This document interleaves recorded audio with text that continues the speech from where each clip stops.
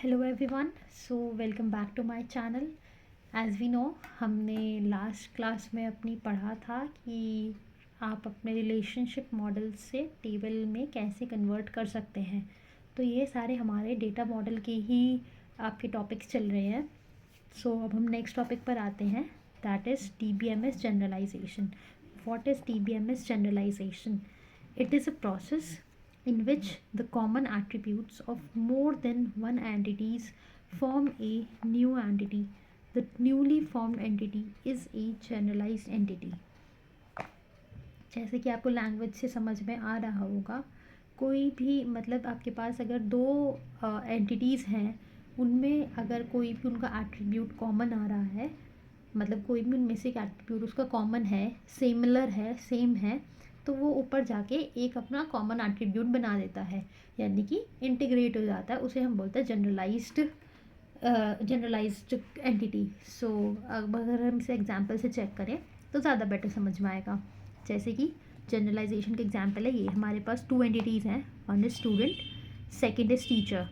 So student is having three attributes, name, address and grade. Teacher is having three attributes, that is name, address and salary. ये हमारे generalisation से पहले का है कि हमारे पास दो डिफरेंट एंटिटीज़ हैं, उनकी तीन डिफरेंट एट्रीब्यूट्स हैं, जिनमें से आप देखोगे तो हमारी नेम और एड्रेस दोनों कॉमन है। टीचर के नेम है, एड्रेस है और सैलरी है। स्टूडेंट के नेम है, एड्रेस है और ग्रेड है। सो नेम और एड्रेस आपकी कॉमन हो गई। अब हम देखते हैं हम उसे जनरलाइज्ड वे में किस तरह से रिप्रेजेंट करते हैं। यहाँ आ जाइए। जैसे कि हमने यहाँ लिखा है कॉमन एट्रीब्यूट्स हमारे कौन कौन से हैं, यहाँ पर नेम और एड्रेस। तो हमने क्या करा, एक रिलेशनशिप बनाया, स्टूडेंट इज़ अ टीचर, मतलब हमने जो है एक अलग एंटिटी बनाई, that is known as person. एक न्यू एंटिटी बनाई जिसके जो हमने कॉमन एट्रीब्यूट्स इन दो पहली एंटिटीज़ में निकाले थे, दैट इज़ एड्रेस और नेम, वो हमने उस कॉमन एंटिटी को दे दिए कि हमारे पास एक पर्सन है, उसके नेम भी है, उसका एड्रेस भी है, और वो पर्सन जो है स्टूडेंट भी हो सकता है, इज़ ए टीचर। या तो वो इंसान जो है स्टूडेंट होगा या फिर टीचर होगा। टीचर होगा तो उसकी सैलरी होगी, स्टूडेंट होगा तो उसका ग्रेड होगा।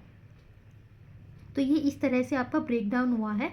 इसे हम बोलते हैं बॉटम अप अप्रोच। जैसे कि यहाँ पर लिखा है बॉटम अप अप्रोच, ये यहाँ से नीचे से ऊपर की तरफ जा रहा है, so that is known as bottom up approach. तो यानी कि हमारा पर्सन है, उसके दो common attributes, that is name and address.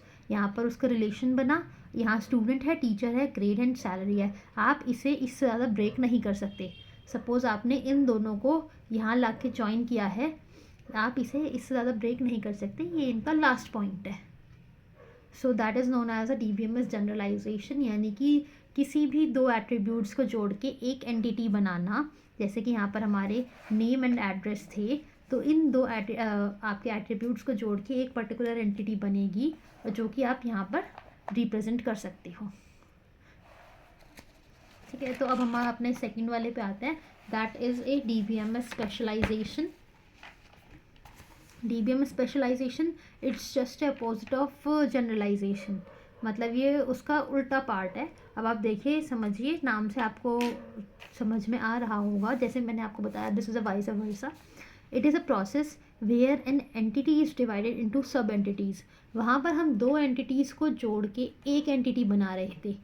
यहाँ पर हम लोग एक एंटिटी से दो एंटिटीज़ निकालेंगे, तीन एंटिटीज़ निकालेंगे, यानी कि यहाँ पर हमारा ब्रेक डाउन होगा एक एंटिटी का दो या तीन एंटिटीज़ में, और वहाँ पर हम लोग एडिशन कर रहे थे और यू कैन से इंटीग्रेशन कर रहे थे दो या तीन एंटिटीज़ का एक एंटिटी में। तो ये आपका रिवर्स ऑफ जनरलाइजेशन है। जैसे कि मैंने आपको बताया, ये जनरलाइजेशन का बिल्कुल उल्टा है। इसे हम बोलते हैं टॉप डाउन अप्रोच, यानी कि ऊपर से नीचे की तरफ आना। ऊपर से ही ये आती है एक बन के और नीचे जाके स्प्लिट होती चली जाती है। जैसे कि आप यहाँ एग्जाम्पल देखिए, हमारे पास एम्प्लॉई है, ये नेम और सैलरी है। अगर आप इसे जनरलाइजेशन के वे में देखें तो ये हमारे कॉमन एट्रीब्यूट्स थे इन तीन अलग अलग एंटिटीज़ के। तो यहाँ पर इन्होंने क्या करा है, employee is a technician, engineer, accountant. एक एम्प्लॉय जो है वो टेक्नीशियन भी हो सकता है, इंजीनियर भी हो सकता है, और आपका अकाउंटेंट भी हो सकता है। सो टेक्नीशियन की सर्विस है, इंजीनियर का प्रोजेक्ट है, अकाउंटेंट का क्रेडिट और डेबिट। है। तो यहाँ पर अगर आप इसे स्पेशलाइजेशन की फॉर्म में देखें तो यहाँ से एक एंटिटी ब्रेक हुई है 3 डिफरेंट एंटिटीज़ में, और अगर आप उसे जनरलाइजेशन वे में देखें तो आपको शायद 3 एंटिटीज़ दे रखी थी पहले, टेक्नीशियन, इंजीनियर, अकाउंटेंट, जिसकी आपके एट्रीब्यूट से service, name and salary, project, name and salary, credit debit, name and salary. उसे फिर आपने ज्वाइन करके एक अलग एंटिटी में डाल दिया एम्प्लॉई, और नेम और सैलरी को कॉमन दे दिया। और यही अगर आप स्पेशलाइजेशन को उल्टा करो तो एक एम्प्लॉई है जिसमें एट्रीब्यूट्स नेम और सैलरी कॉमन एट्रीब्यूट्स हैं, उसे आपने ब्रेक कर दिया 3 डिफरेंट एंटिटीज़ में, दैट इज़ टेक्नीशियन, इंजीनियर और अकाउंटेंट। आई होप कि आपको सबको क्लियर हो गया होगा कि हमारा स्पेशलाइजेशन और जनरलाइजेशन में क्या डिफरेंस होता है। अभी आता है हमारा third part, that is a DBMS integration, aggregation.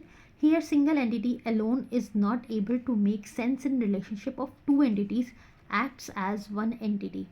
यहाँ पर आपकी जो सिंगल एंटिटी है वो अकेले काम नहीं कर सकती है, तो यहाँ पर आपकी 2 एंटिटीज़ मिलके एक पर्टिकुलर एंटिटी बनाती है, तब जाके आपका रिलेशनशिप बनता है। जैसे कि एग्रीगेशन जो नाम है यहाँ पर, ये एग्रीगेशन का नाम ही होता है एडिशन। इस नाम से ही आप समझ गए होंगे, एग्रीगेशन मतलब होता है एडिशन। तो एक एंटिटी का यहाँ पर कोई काम नहीं होता, एक से ज़्यादा यानी कि 2 भी हो सकते हैं, 3 भी हो सकती हैं, 2 या 3 एंटिटीज़ मिलके एक पर्टिकुलर एंटिटी बनाती है और उसका रिलेशनशिप दूसरी एंटिटी से बनता है। एग्जाम्पल मैं आपको दिखाती हूँ यहाँ पर, जैसे कि है आपका ये वाला एक एग्जाम्पल देखिए। यहाँ पर हमारे पास 2 एंटिटीज़ थी, एम्प्लॉय और प्रोजेक्ट, और एक एंटिटी है हमारे पास यहाँ पर मैनेजर। तो जो मैनेजर है वो आपका मैनेज करता है एम्प्लॉय को भी और प्रोजेक्ट को भी, वो दोनों ही एंटिटीज़ को मैनेज करता है। वो ऐसा नहीं है वो खाली एम्प्लॉय मैनेज करता है प्रोजेक्ट नहीं करता, या प्रोजेक्ट करता है एम्प्लॉय नहीं करता, तो वो दोनों ही चीज़ मैनेज करता है। तो इसलिए इनका अकेले अकेले एंटिटीज़ का कोई फ़ायदा नहीं है, इसलिए हमने इसे एक होल एंटिटी बनाया, एक अलग बॉक्स में डाला और यहाँ पर उसका रिलेशनशिप मैनेजर से कर दिया। Manager manages this whole entity, one is employee who works on project. I hope it's clear to you कि हमारा जो मैनेजर है वो हमारा मैनेज करता है एम्प्लॉय को भी, प्रोजेक्ट को भी, एम्प्लॉय को जो आपका काम करता है प्रोजेक्ट के ऊपर। तो ये आपकी पूरी की पूरी एक एंटिटी में चला गया है और ये आपका अलग एंटिटी में आ गया है। इसे हम बोलते हैं डेटा एग्रीगेशन, DBMS एग्रीगेशन। सो ये आपके डिफरेंट टाइप्स थे डेटा मॉडल्स को रिप्रेजेंट करने के। अब हम आगे और पढ़ेंगे, जैसे कि हमारे अगर एक से ज़्यादा टेबल्स होती हैं डिफ़ाइन, तो हम उसमें किस तरह से रिलेशन निकालते हैं, या फिर हमारी हायरार्की किस तरह से वहाँ पर शो होती है। I hope it was a very useful session for you. अगर आपको सब कुछ समझ में आया हो, अच्छा लगा हो, तो प्लीज़ मेरे चैनल को सब्सक्राइब कीजिएगा, वीडियो को लाइक कीजिएगा, शेयर कीजिएगा एंड कमेंट कीजिएगा। Thank you very much.